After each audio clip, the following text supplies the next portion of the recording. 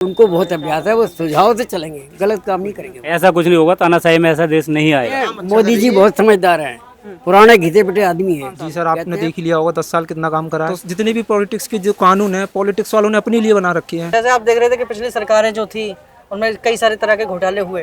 क्या इस सरकार मतलब कि ऐसा लगता है कि ये जोड़ तोड़ की सरकार है, तो इसमें जो बाकी जो पार्टियां हैं वो अपने आप को लाभ पहुंचाने के लिए कुछ ऐसा कर सकती हैं? ऐसे तो ऐसे कर ही सकती हैं, लाभ पहुंचाने के लिए हर कोई करता है, अपना फायदे के लिए हर कोई सोचता है कि भाई मुझे कुछ न कुछ फायदा हो जब ही करूँगा। तो ये हर पार्टी की वो है, ये थोड़ी है कि नहीं हमको फायदा कुछ है कोई तभी तो करेंगे इसमें चीज़ में। इसकी नीयत साफ है तो करेगा, नीयत साफ नहीं होगी तो गड़बड़ करेगा। कोई लड़ाई झगड़ा कोई ना कुछ करेगा, अड़चन डालेगा। अगर नीयत साफ होगी तो काम चलता रहेगा। अच्छा ये बताइए कि इंडिया गठबंधन ने इतने सारे आरोप लगाए थे भाजपा सरकार पर, एनडीए पर, कि ये डिक्टेटरशिप लाने वाले हैं। आपको क्या लगता है कि देश तानाशाही में आ रहा है? नहीं, इस बात के कोई ऐसा कुछ नहीं होगा, ऐसी कोई नहीं। ऐसा कुछ नहीं होगा, तानाशाही में ऐसा देश नहीं आएगा। इस तरीके से वो गलत है। समझदार आदमी है, मोदी जी बहुत समझदार हैं, पुराने घिसे पिटे आदमी है। कहते हैं पुराने 100 दिन नए 9 दिन, समझे ना। तो उनको बहुत अभ्यास है, वो सुझाव से चलेंगे, गलत काम नहीं करेंगे वो। आपको क्या लगता है, आप युवा हैं, आपको क्या लगता है कि मोदी जी काम कर पाएंगे 5 साल? जी सर, आपने देख ही लिया होगा 10 साल कितना काम करा है। क्या क्या काम करा है? जैसे कि अग्निवीर योजना हो गई, धारा 370 हो गई, आगे वैसे भी बड़े बड़े फैसले। अग्निवीर योजना पे कांग्रेस बार बार कहती आई है कि भाई ये तो युवाओं को बर्बाद कर रहे हैं, तो आपको ऐसा लगता है कि अग्निवीर योजना से अब अग्निवीर योजना है जो वो पूरी आई है, उसमें ये है कि जो बच्चा अच्छा होगा वो 4 साल के बाद और आगे जाएगा, जो पास नहीं कर पाएगा वो तो आएगा ही बाहर। जैसे उसमें भी तो एक लिमिट है ना, कि एक लिमिट तक ही लिए जाएंगे। और बाकियों को तो आगे की लिमिट के भी ले रहे हैं ना, जो उसमें से टैलेंटेड है। और जो टैलेंट में नहीं है, जो नहीं आगे आ पा रहे हैं, उनके लिए अदर्स रास्ते भी हैं। अच्छा, जिस तरह से आप युवा हैं, आप नीट का जिस तरह से वो हुआ है अभी, जिस तरह पेपर लीक वगैरह हुआ, तरह तरह के आरोप लगाए जा रहे हैं एनटीए पर, ये तो जांच का विषय है।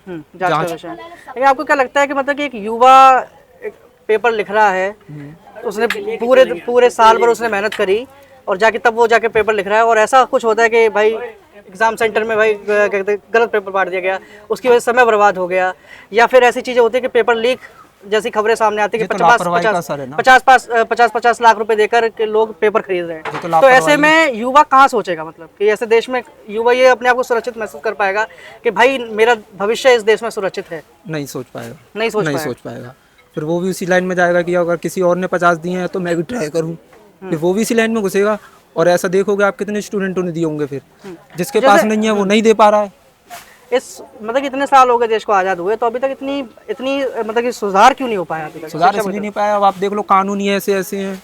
अब आप देखिए कोई मंत्री अगर जेल में है वो चुनाव लड़ सकता है, जीत सकता है। अगर जैसे कोई आम आदमी है यहाँ से, अगर ये जेल में है, इनकी सरकारी नौकरी नहीं लग सकती है। तो जितने भी पॉलिटिक्स के जो कानून है, पॉलिटिक्स वालों ने अपने लिए बना रखे हैं। अब आप देखिए अगर पॉलिटिक्स के जितने भी अभी सांसद बने हैं, 53% जितने भी पॉलिटिशियंस हैं सब आपराधिक क्रिमिनल बैकग्राउंड से आ रहे हैं। तो इनके कानून ही ऐसे सारे अपराध में ही जाने हैं। तो ये आपराधिक जैसे इनका बैकग्राउंड है, तो आपके हिसाब से इनको सुझाव नहीं लेने चाहिए? सुझाव लेने ही नहीं देंगे, चुनाव नहीं लिया जाना चाहिए, चुनाव नहीं लेना चाहिए। ये उसी हिसाब से कानून बनाएंगे। कल को पेपर लीक हो रहा है, हाथ तो इनका हो गई जब ये क्रिमिनल बैकग्राउंड से आ रहे हैं।